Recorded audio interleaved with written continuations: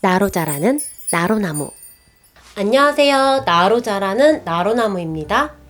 오늘은 지난 시간에 말씀드린 것처럼 MBTI 4가지 차원에 대해 알아보려고 합니다. 사람의 성격은 다음 표와 같이 에너지 방향, 인식 기능, 판단 기능, 생활 양식이라는 4가지 차원으로 만들어지고, 이 차원은 내가 편한 것, 익숙한 것 쪽으로 기울어지게 됩니다. 저 같은 경우는 ENFP 유형으로 나왔는데요. 뒤에서 자세히 살펴볼 거지만 이는 외향성으로 사람들과 만나면서 에너지를 충족시키는 사람들입니다. 근데 저는 가끔 혼자 있는 것도 좋아하거든요. 그럼 I 내향성도 있는 거 아닌가요? 맞아요.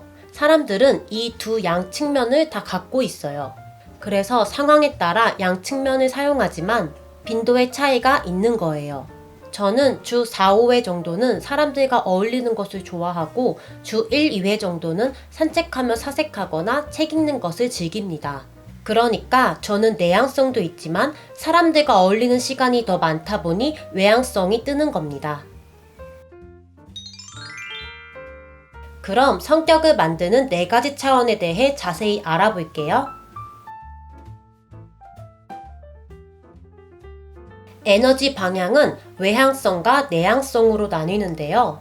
쉽게 말해서 에너지를 어디에서 얻고 어느 방향으로 쓰느냐입니다. 외향성은 외부 세계에 관심이 많고 사람들과 교제하며 에너지를 얻습니다. 그래서 사람들이 많을수록 힘이 나죠. 반면 내향성은 내부 세계에 집중하고 혼자만의 시간을 가지면서 에너지를 얻습니다. 사람들을 싫어하는 건 아니지만 혼자만의 시간 안에서 에너지를 얻을 수 있는 거죠. 외향성과 내향성의 차이. 에너지 충전. 외향성은 사람들과 더불어 지내면서 배터리를 충전한다. 내향성은 사람들과 만나고 나면 배터리가 소진되어 혼자만의 시간 안에서 재충전을 한다. 관심. 외향성은 주변에서 일어나는 대부분 일에 관심이 많다. 내향성은 자신이 관심 있는 일에만 관심을 갖는다. 일하는 모습. 외향성은 사무실 문을 열고 일을 한다. 밖에서 일어나는 일도 궁금하기 때문이다.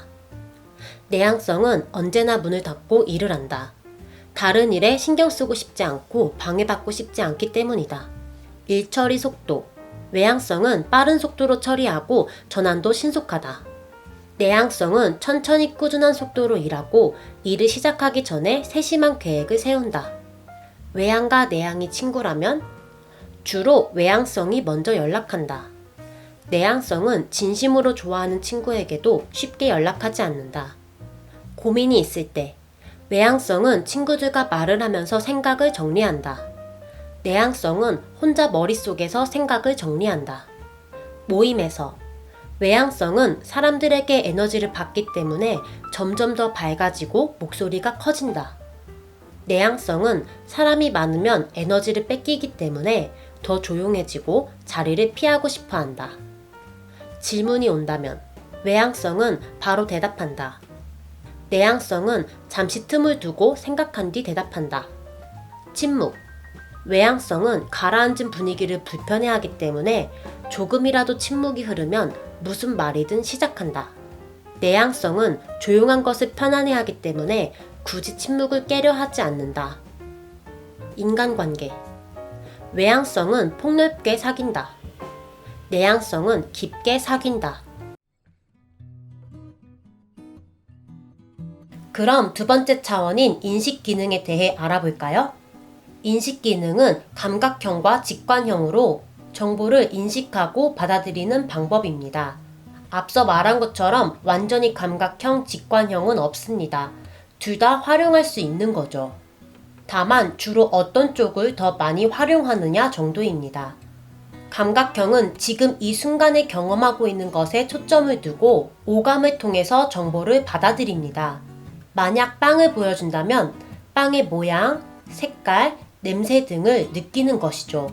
반면 직관형은 미래에 연상되는 것, 함축된 의미에 초점을 맞추고 육감을 통해서 정보를 받아들입니다. 빵을 보자 어릴 때 엄마가 해준 카스테라가 생각이 난다든지 전 남친이 제빵사였는데 어떻게 살고 있는지 궁금하다든지 등을 말이죠. 감각형과 직관형의 차이. 창의성. 감각형은 기존에 발명된 것을 응용하는 방법으로 창의성을 드러낸다.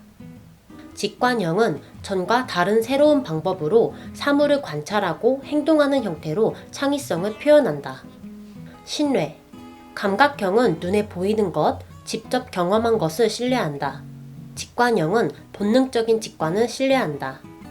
무엇이 중요해? 감각형은 지금 이 순간 보이는 것이 중요하다. 직관형은 미래에 미칠 영향, 정신적인 면이 중요하다. 선호. 감각형은 편안함을 주는 친숙하고 익숙한 것을 선호한다. 직관형은 새롭고 색다른 것을 선호한다. 좋아하는 과목. 감각형은 공학, 과학, 경영 등 확실한 실체가 있는 응용 과목을 좋아한다. 직관형은 철학, 심리학, 사회학, 문학 등 이론적인 과목을 좋아한다. 무엇을 보는가? 감각형은 눈에 보이는 것, 나무를 본다. 직관형은 연상되는 것, 숲을 본다. 언어. 감각형은 언어는 도구라 생각하며 사실적인 표현과 실제 사례를 인용한다. 직관형은 언어는 하나의 예술로 생각하며 상징적인 어법을 구사하고 비유적인 표현을 즐겨한다. 독서. 감각형은 사실적인 이야기를 좋아하기 때문에 주로 논픽션을 읽는다. 직관형은 상상하는 것을 좋아하기 때문에 허구적인 문학작품을 즐겨 읽는다. 직업. 감각형은 실질적인 직업을 선호한다. 직관형은 창의성을 요구하는 직업을 선호한다.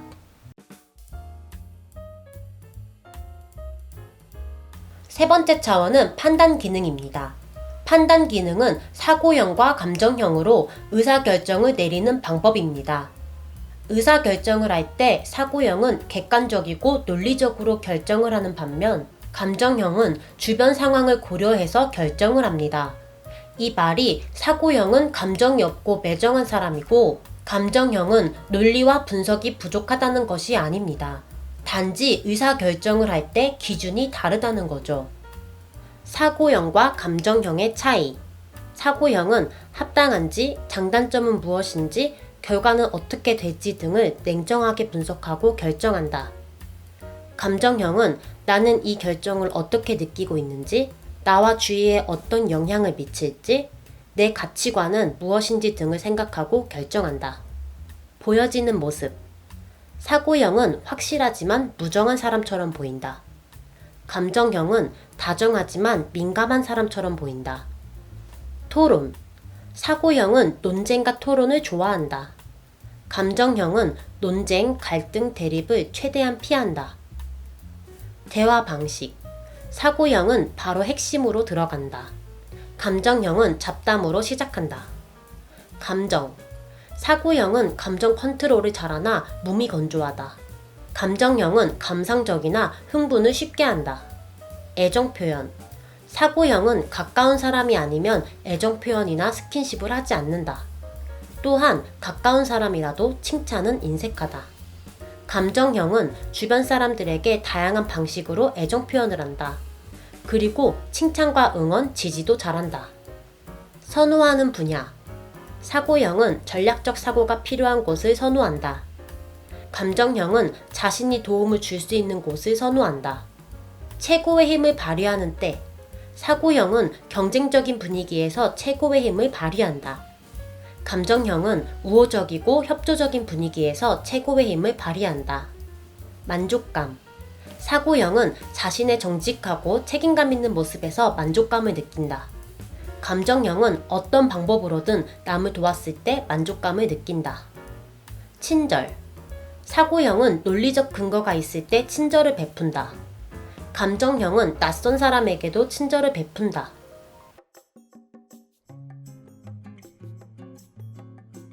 마지막 네 번째 차원은 생활 양식입니다.